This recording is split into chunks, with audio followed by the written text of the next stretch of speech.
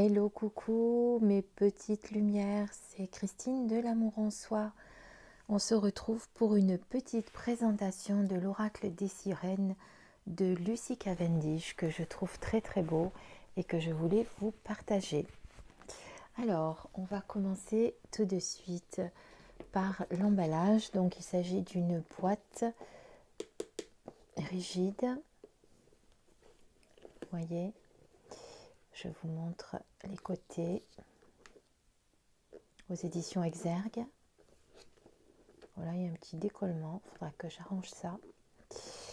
Vous trouvez cet oracle au prix de 23,90 €.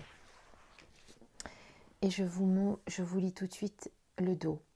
Écoutez leur chant, ouvrez votre cœur, réconciliez-vous avec l'amour. De tout temps, les sirènes ont fait office de messagères voluptueuses entre le monde des océans et le monde des humains. Affectueuses, aventureuses et audacieuses, elles vous enseignent comment cicatriser vos blessures affectives, vous aimer davantage, vivre avec authenticité, vous fier à votre créativité et trouver le but de votre vie. Quand vous entrez en contact avec les sirènes, vous puisez dans l'immense réservoir du féminin sacré et vous rehaussez votre capacité à éprouver à la fois l'extase sensuelle et l'amour. Grâce à 45 cartes de toute beauté chargées de magie et de légendes, et aux livres explicatifs qui les accompagnent, vous découvrirez les messages des êtres des océans et des rivières. Connectés à leur pouvoir de guérison des émotions et de la psyché, vous trouverez les réponses que vous cherchez pour vous-même et vos proches. Très beau packaging, j'aime bien l'image de la sirène sur la première page avec les dauphins. Message de guérison, d'amour et d'affection. Voilà, à l'image de Lucy Cavendish. Alors, l'intérieur est bleu, couleur des océans, c'est très beau. Pour une fois, je félicite les éditions Exergue qui ne nous ont pas mis une petite pochette ou argentée ou dorée comme à l'accoutumée. Là, on a un beau fuchsia qui est assorti avec... alors peut-être que je l'aurais préféré un tantinet un peu plus violet, mais c'est pas très grave, je le trouve très beau. On regardera les cartes après si vous voulez bien. Donc voilà, la boîte, magnifique. Alors pour le petit livret,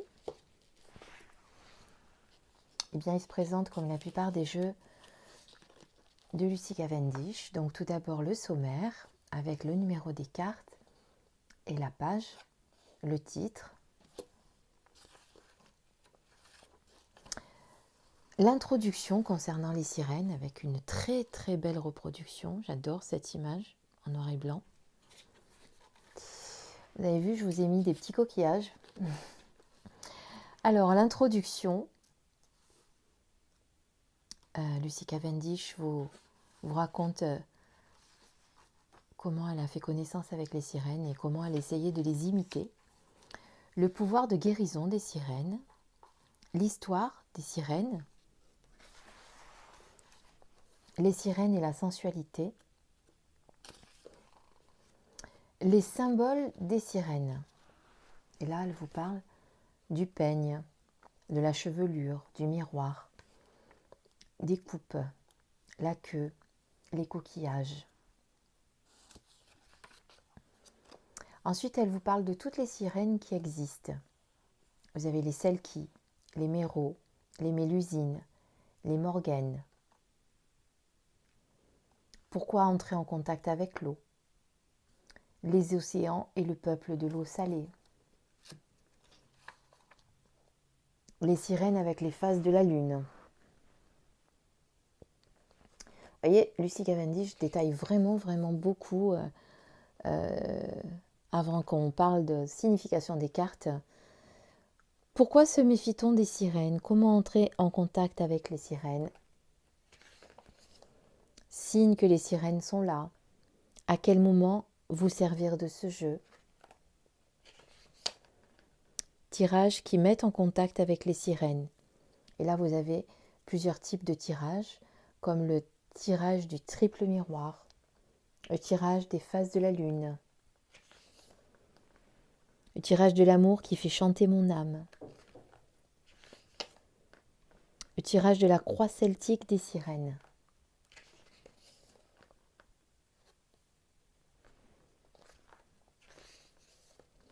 La bénédiction des eaux.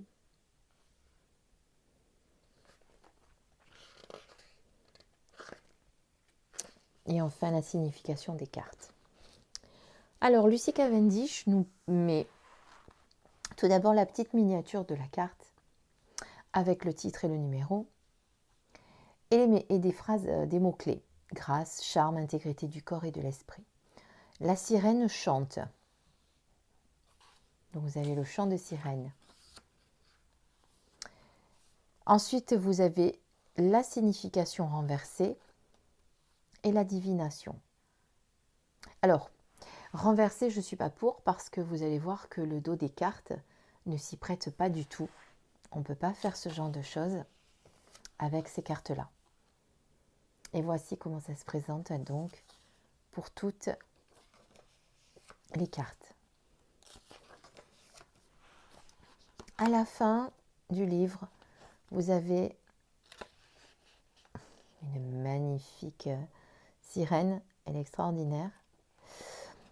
Vous avez quelques mots à propos de l'auteur, à propos de l'artiste aussi, qui est Célina Fenech, qui a réalisé, vous allez voir, de très très belles images. Et ensuite du même auteur chez le même éditeur. Quels sont les autres oracles? L'oracle des fées, des métamorphes, des êtres d'ombre et de lumière et des dragons protecteurs avec leurs années de parution. Voilà donc pour le petit livre d'accompagnement. Et je vous présente tout de suite les cartes. Donc voici les cartes. Comme je vous le disais, effectivement, vous voyez bien qu'on ne peut pas les mettre à l'envers. C'est-à-dire que ça va se voir un peu de suite, quoi, si elles sont à l'envers. Alors, on peut faire le choix, du coup, de ne pas choisir celles qui sont à l'envers. Je vais vous faire un petit zoom pour que vous puissiez les voir de plus près. Donc voilà, donc moi je ne suis pas pour. Si vous voulez, à la fin de la présentation, on fera un petit tirage pour avoir l'énergie du jeu. Donc elles sont dorées sur la tranche. Elles ont un petit contour avec le titre de la carte et les mots-clés. Et le numéro est là en petit en haut. Voilà. Au niveau de la qualité des cartes, ça reste de la bonne qualité. On est sur un brillant. Oui. Voilà. En tout cas, elle glisse très bien. Allez, je vous laisse admirer les cartes. Vous allez voir qu'elles sont magnifiques.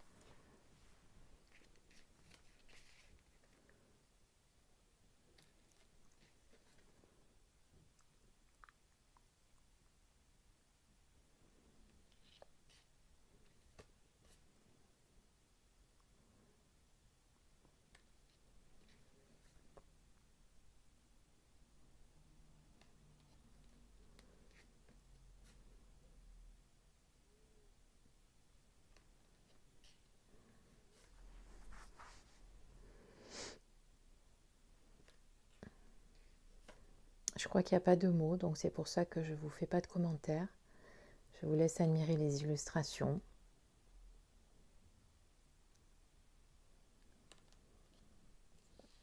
Une sirène qui sauve un naufragé.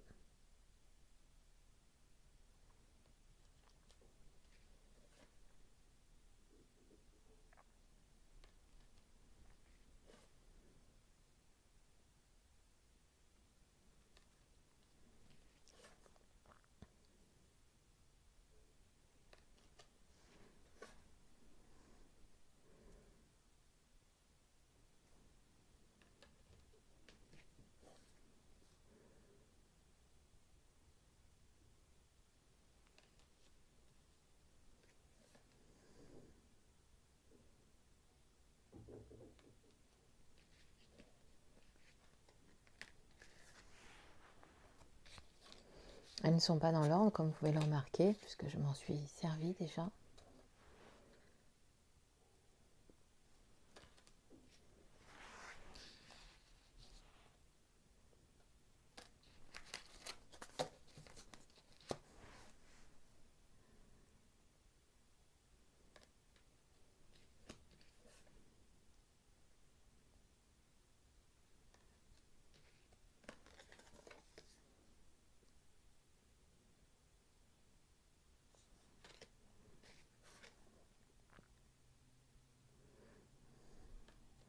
Alors je sais qu'il y a des personnes qui n'aiment pas trop le contour. C'est vrai que moi je préfère aussi quand l'image est remplie la carte. En plus là, on aurait pu le faire sans que ça soit gênant pour personne.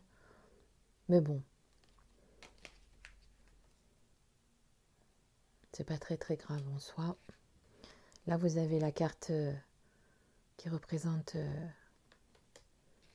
la boîte. Alors il me semble que j'ai un défaut sur une des cartes, je ne me rappelle plus laquelle. Malheureusement, je ne l'ai pas tout de suite vu après l'achat, donc c'était un peu tard pour aller changer mon jeu. Bon, de toute façon, si je le vois, tant mieux. Je vous le montrerai. Si je ne le vois pas, c'est que c'est pas très très voyant et que si ça passe inaperçu, tant mieux. Parce que je suis un peu... je n'aime pas quand j'ai des défauts sur les cartes. Généralement, je retourne vite les changer.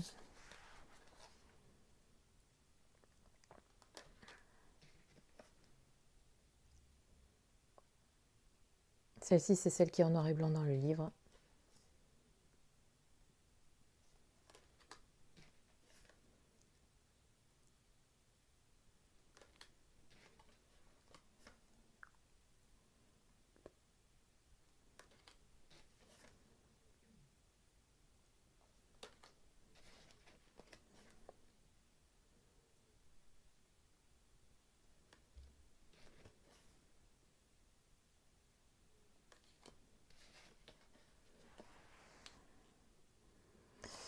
Alors celle-ci, c'est peut-être celle que je préfère le moins, moi.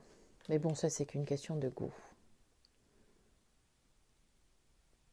Celle-ci, peut-être celle que je préfère. En termes d'illustration. Bon, il y en a beaucoup qui sont belles. Hein.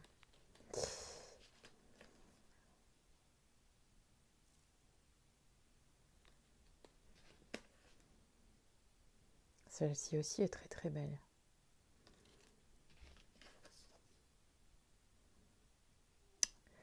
Honorer le principe masculin. Allez, on fait un petit tirage pour avoir les énergies du jeu. Voilà, j'ai battu.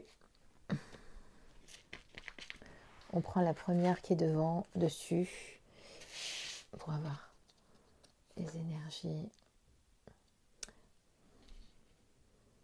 Conchyomancie. Divination et sagesse. Des coquillages. On est sur la carte numéro 32.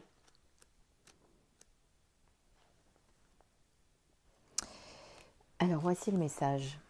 On vous demande de commencer à vous intéresser à l'art de la divination avec des coquillages ou un art ancien, simple, pur et puissant. La conchyomancie possède une longue histoire secrète.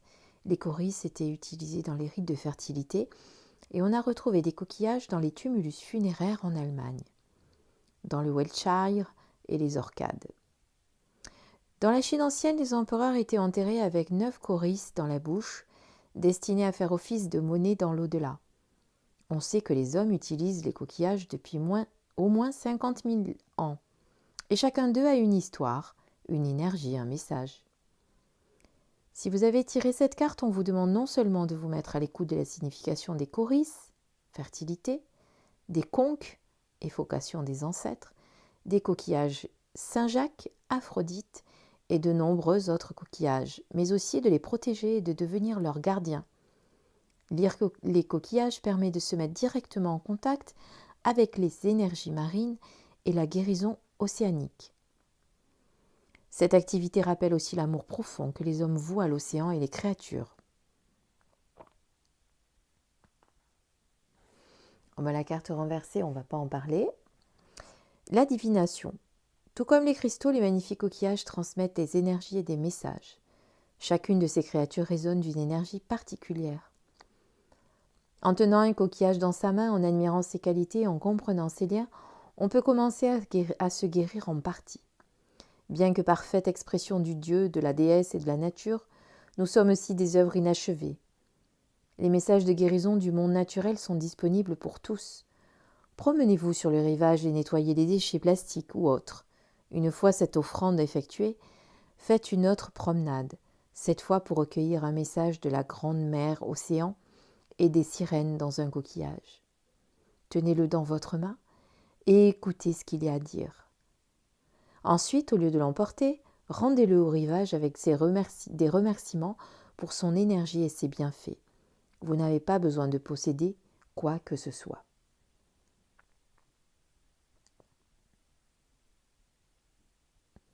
Alors moi, je vois plutôt ça, cette carte-là, enfin ce que ça m'inspire à moi, c'est que il y a peut-être des choses dont vous avez besoin de vous débarrasser, des choses que vous n'avez pas besoin de garder, des choses que vous gardez justement parce que vous avez l'impression que de les garder, ça favorise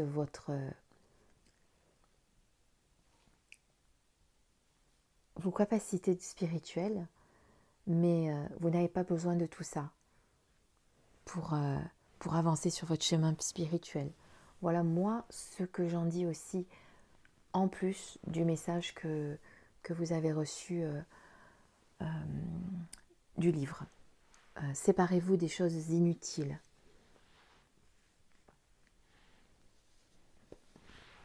Voilà, j'espère que cette présentation vous a plu. N'oubliez pas de liker, de commenter et de vous abonner à ma chaîne si vous ne l'êtes pas encore, et d'activer évidemment la petite cloche pour recevoir mes notifications. Je vous fais des bisous et je vous dis à très très bientôt sur ma chaîne. Au revoir, plein de bisous.